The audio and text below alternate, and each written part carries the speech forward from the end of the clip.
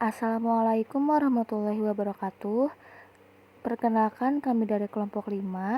Di sini kami akan membahas bab 7 yang berjudul Akhlak Membangun Pribadi yang Islami.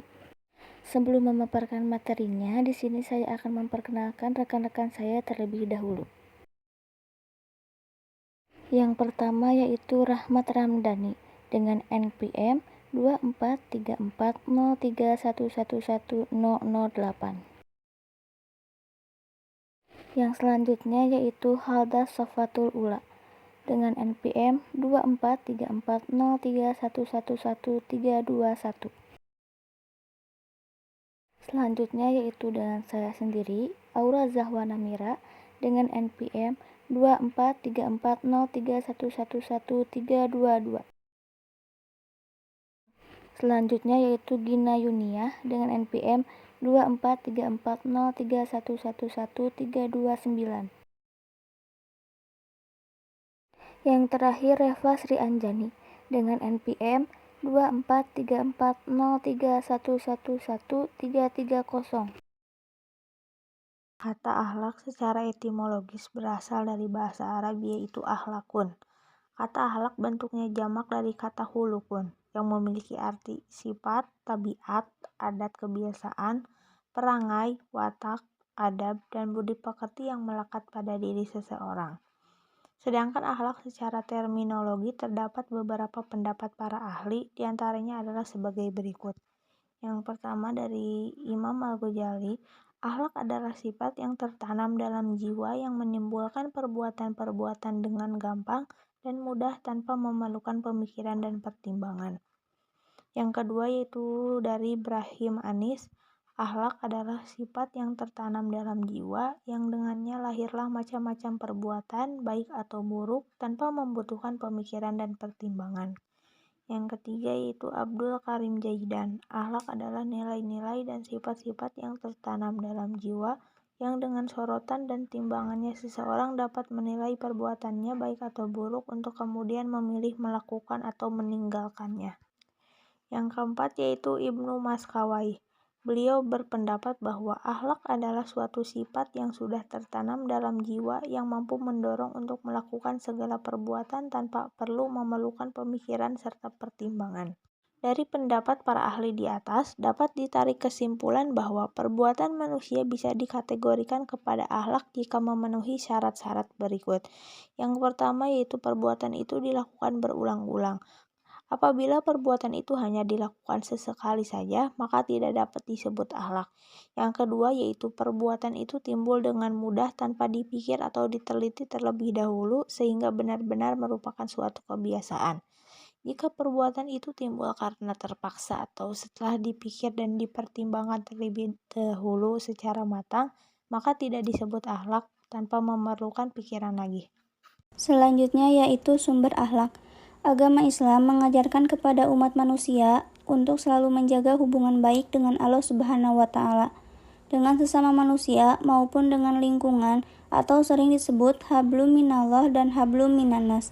Akhlak yang bersumber pada agama dalam agama Islam yang pertama yaitu Al-Quran adalah sumber utama akhlak, yang artinya menjadi tolak ukur baik buruknya akhlak. Karena kebenaran Al-Quran ini bersifat objektif, komprehensif, dan universal.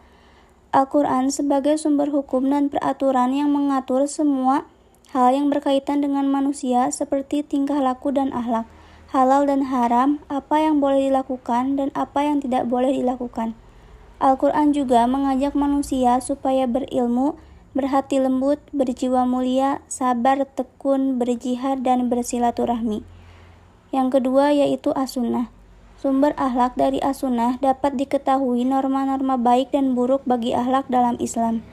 Melalui As-Sunnah, seorang muslim tahu mana yang halal dan mana yang haram, mana yang pantas dilakukan dan mana yang tidak pantas dilakukan. Adapun akhlak yang bersumber bukan pada agama dapat dikelompokkan menjadi dua, yaitu 1.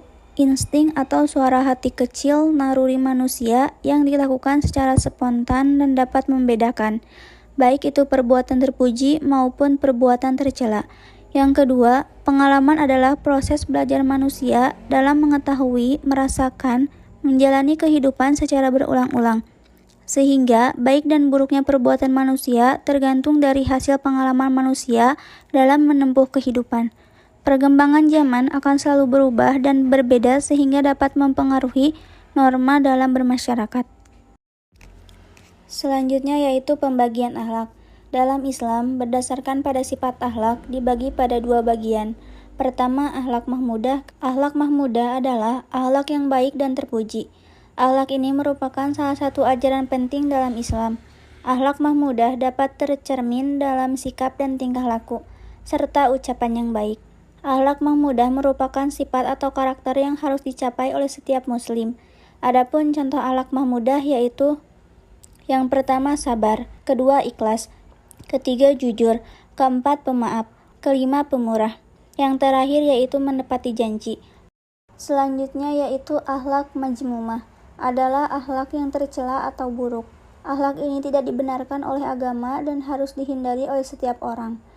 Akhlak majmumah dapat mendatangkan kemudaratan bagi diri sendiri maupun orang lain.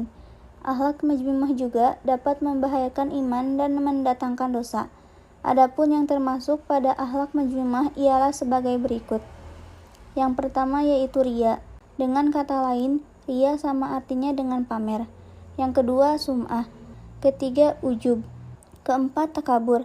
Kelima tamak. Keenam fitnah. Dan yang terakhir bakhil. D. Dalil tentang akhlak. Yang pertama yaitu dalil Al-Quran. Surat Al-Ahzab ayat 21 yang berbunyi, A'udzubillahi minasyaitonirrajim. Laqad kana lakum fi Rasulillahi uswatun hasanatun liman kana yarjullaha wal yaumal akhir wa dzakarallaha katsira. Yang artinya yaitu sesungguhnya telah ada pada diri Rasulullah SAW itu suri tauladan yang baik bagimu, yaitu bagi orang-orang yang mengharap rahmat Allah dan kedatangan hari kiamat dan dia banyak menyebut Allah. Quran Surat Al-Ahzab ayat 21. Ayat ini menjelaskan bahwa akhlak Rasulullah patut dijadikan contoh oleh orang-orang yang mengharapkan rahmatnya. Yang kedua yaitu ada dalil hadis. Hadis yang diriwayatkan oleh Ibnu Majah nomor 4171 yang berbunyi, Haddatsana Ismail bin Abdillahir Raqiyyu haddatsana Isa bin Yunusa an Muawiyah bin Yahya an Juhri an Anasin qala Rasulullah sallallahu alaihi wasallam, Inna likulli dinin hulukan wa hulukul islamil haya. Telah menceritakan kepada kami Ismail bin Abdullah Ar-Raqi, telah menceritakan kepada kami Isa bin Yunus dari Muawiyah bin Yahya dari Al-Juhri dari Anas, dia berkata, Rasulullah Shallallahu alaihi wasallam bersabda, sesungguhnya setiap agama itu memiliki etika, sedangkan akhlak etika Islam adalah rasa malu. Hadis riwayat Ibnu Majah nomor 4171. Pada hadis ini, Nabi menjelaskan bahwa setiap agama memiliki akhlak atau etika dan akhlaknya agama Islam adalah memiliki rasa malu. Implementasi akhlak. Akhlak memiliki ruang lingkup yang sangat luas karena mencakup semua aspek kehidupan. Secara vertikal, hubungan manusia dengan Sang Khalik, dan secara horizontal, hubungan manusia dengan sesama manusia. Adapun ruang lingkup sebagai berikut. Pertama, akhlak kepada Allah. Kedua, akhlak kepada Rasul. Ketiga, akhlak kepada diri sendiri. Keempat, akhlak dalam keluarga. Kelima, akhlak dalam bermasyarakat. Dan yang keenam, akhlak bernegara. Sudah sepatutnya bagi kita selaku orang yang beriman untuk bisa mengimplementasikan akhlak mulia ini dalam kehidupan sehari-hari, yang mana implementasinya bisa diwujudkan dalam perkataan yang mulia atau dalam perbuatan yang baik. Dalam agama Islam sudah diatur bagaimana tata cara mengimplementasikan akhlak terhadap Allah, akhlak terhadap diri sendiri, keluarga, tetangga, dan juga lingkungannya. 1. Akhlak terhadap Allah. Nilai-nilai terhadap Allah Subhanahu wa Ta'ala adalah sebagai berikut. A. Khusyuk. B. Ikhlas. C. Sabar. Syukur. Merealisasikan apa yang Allah anugerahkan kepada kita sesuai dengan fungsinya. E. Tawakal, yaitu menyerahkan semua urusan kepada Allah setelah diusahakan, bukan menyerah tanpa ada usaha. F. Doa, 2. Akhlak terhadap diri sendiri. Di dalam ajaran Islam, manusia diajarkan untuk menjaga diri, baik jasmani maupun rohani. Jasmani bisa dijaga dengan banyak berolahraga, mengkonsumsi makanan-makanan yang halal serta baik.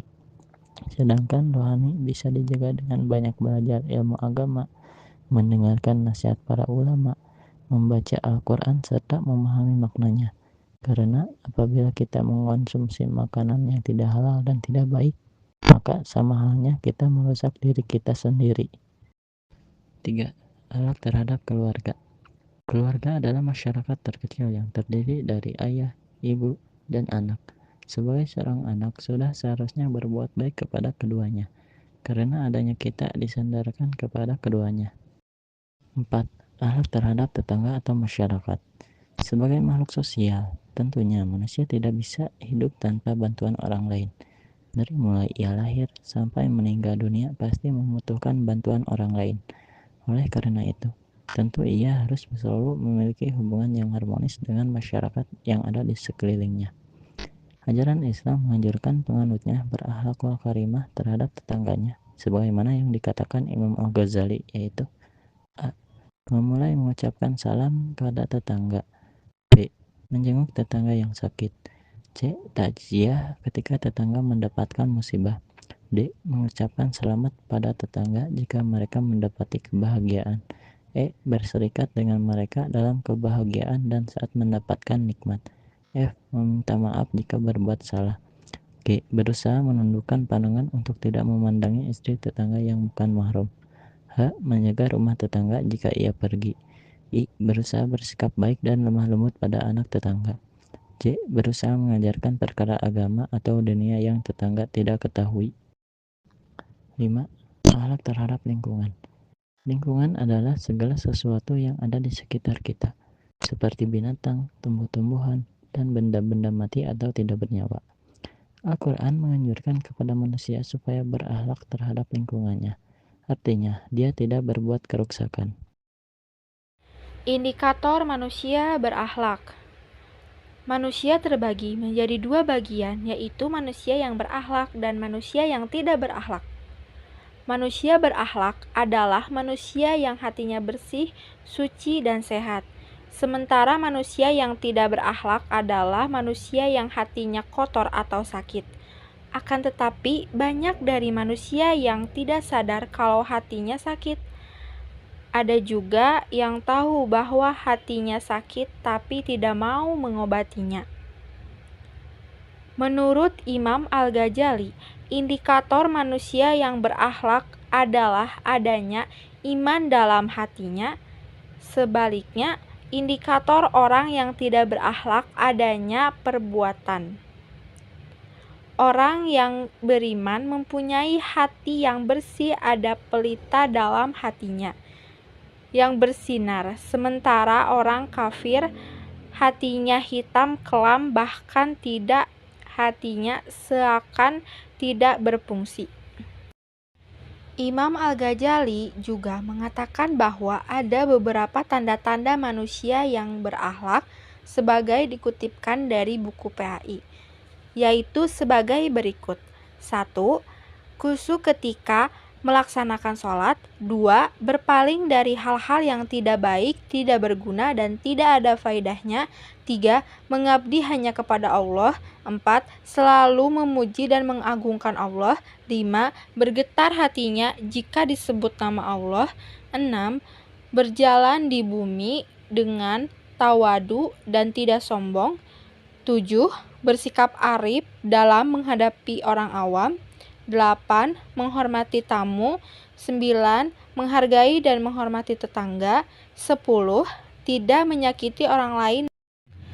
Menurut Ahmad Amin, ada beberapa upaya untuk mengubah perbuatan atau kebiasaan buruk menjadi kebiasaan baik, yaitu 1.